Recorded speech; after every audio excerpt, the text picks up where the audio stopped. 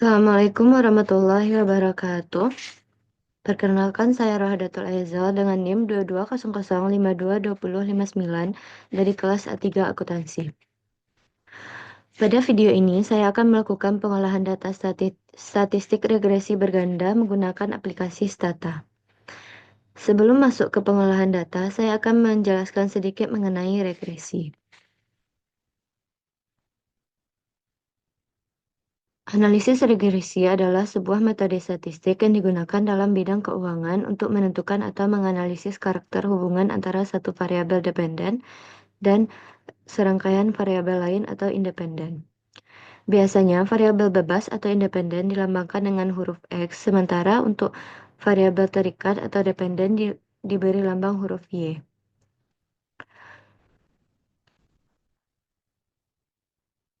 Analisis regresi terbagi dua, yaitu adalah analisis regresi sederhana dan analisis regresi berganda. Rumus untuk analisis regresi sederhana. Rumus atau persamaan untuk analisis regresi sederhana yaitu Y sama dengan A ditambah BX ditambah E. Sedangkan rumus atau persamaan untuk analisis regresi berganda yaitu Y sama dengan B0 ditambah B1 X1 ditambah B2 X2 ditambah Bn Xn. Selanjutnya yaitu fungsi analisis regresi. Analisis regresi secara umum bertujuan untuk mendapatkan prediksi dan ramalan. Untuk lebih jelasnya, dikutip dalam laman Alzheimer, fungsi dari analisis regresi adalah sebagai berikut. Yang pertama ada meningkatkan efisiensi, melakukan prediksi masa depan, memperbaiki kesalahan, dan memberikan pengetahuan baru. Oke, baiklah. Selanjutnya saya akan melakukan pengolahan data menggunakan aplikasi Stata. Langkah pertama yaitu kita harus mengcopy semua data dari Excel.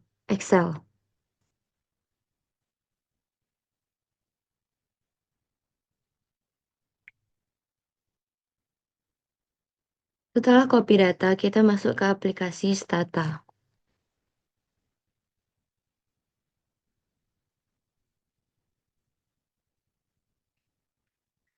Masukkan data yang sudah di-copy tadi ke Stata.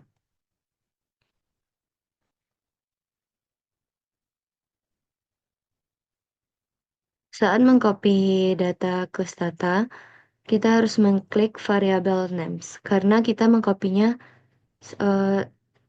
bersamaan dengan variabel names-nya. Setelah itu kita ganti nama variabelnya dengan variabel X. Pada indeks pembangunan manusia kita ganti jadi variabel Y. Pada variabel angka harapan hidup kita ganti dengan X1. Dan pada variabel indeks kebahagiaan kita ganti dengan X2. Tujuan kita mengganti nama variabel ini agar memudahkan kita dalam memasukkan codingnya nanti.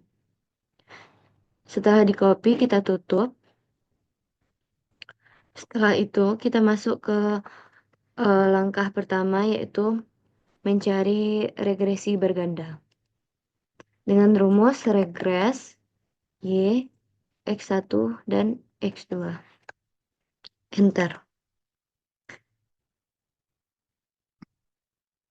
Oke, di sini telah muncul hasil dari analisis regresi bergandanya. Saya akan menjelaskan sedikit mengenai hasil dari analisis ini. Pada hasil analisis berikut, kita lihat bahwa number of observation-nya itu sebanyak 34, yang dimana Y sebagai indeks pembangunan manusia, X1 sebagai angka harapan hidup, dan X2 indeks kebahagiaan. Data tersebut didapat dari BPS. Sedangkan signifikan F-nya yaitu sekecil dari 0,05, sehingga dapat disimpulkan bahwa adanya pengaruh yang signifikan antara variabel X1, yaitu angka harapan hidup, dan X2 indeks kebahagiaan dengan Y indeks pertumbuhan manusia. Nilai S-square-nya menunjukkan angka 0,4841, ini berarti bahwa kemampuan variabel X atau angka harapan hidup dalam menjelaskan variabel Y, indeks pembangunan manusia, sebesar 50,36%. Sisanya dijelaskan oleh variabel lain. Selanjutnya itu ada koefisien determinasinya atau adjust R-square. Nilai koefisien determinasi yaitu sebesar 0,4508 atau 45,16%, yang berarti bahwa X1 dan X2 menjelaskan Y sebesar 45,08%, sisanya dipengaruhi oleh faktor lain. Standar error atau root MSI. Nilai SXY sama dengan 2,8618, yang berarti rata-rata deviasi antara nilai yang diprediksi dan nilai aktual adalah sekitar 2,8618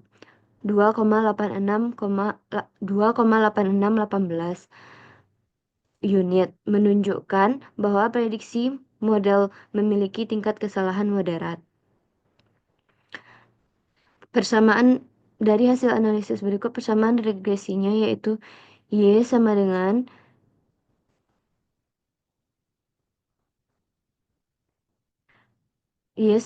min 2,84 ditambah 1 kali 10 X1 dikurang 0,01 di X2. Yang berarti ketika X1 dan X2 sama dengan 0, maka Y-nya adalah min 2,84. Ketika X1 naik 1, maka Y akan meningkat sebesar 1,10. Ketika X2 naik 1, maka Y akan menurun sebesar 0,016. Hasil uji T pada variabel X1 didapatkan sebesar 5,35, yang menunjukkan signifikan karena nilainya besar dari 2,5. Sedangkan X2 memiliki hubungan yang negatif dengan Y dan tidak signifikan karena nilai uji T kecil dari 2,5, yaitu sebesar min 0,07.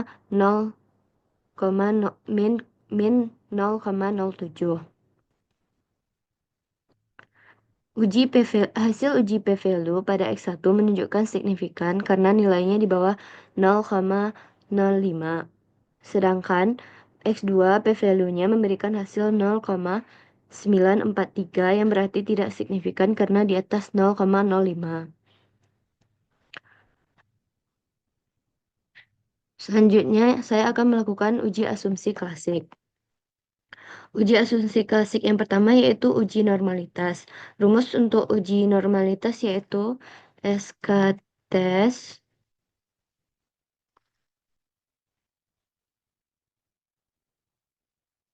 variabel Y, variabel X1, dan variabel X2. Enter. Dari uji normalitas, maka probability variabel X1 sebesar 0,9021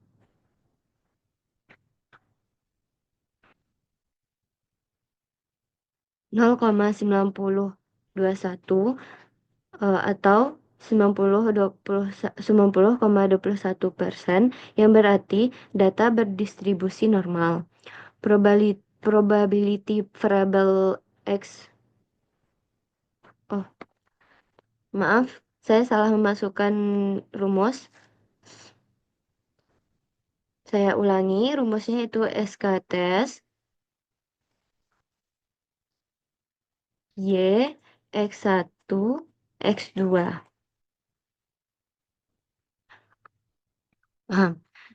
Berikut hasil yang dari uji normalitas. Probability variabel X1 sebesar 0,9021 atau 90,21%, yang berarti data berdistribusi normal.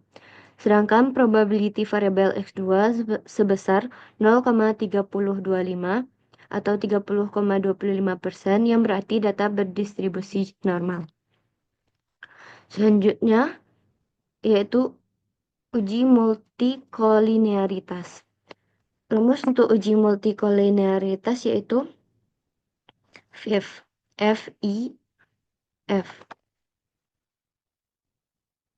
Enter.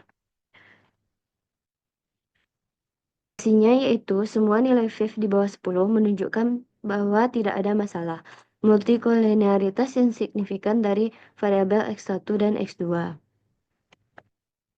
Setelah melakukan uji multikolinearitas, kita akan melakukan uji heteroskedasitas.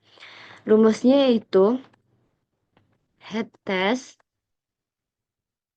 enter.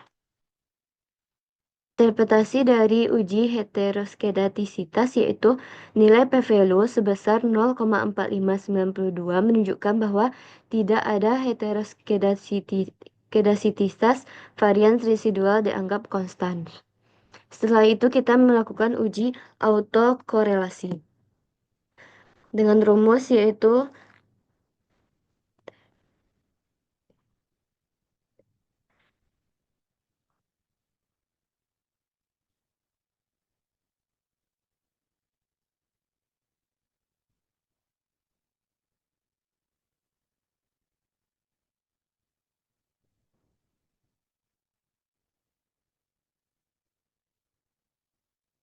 pada hasil uji autokorelasi, hasilnya merah dikarenakan uji autokorelasinya tidak berfungsi karena data yang diuji tersebut tidak berhubungan dengan model data yang memiliki atau memakai rentang waktu. Oke, baik, sekian dari saya. Saya akhiri.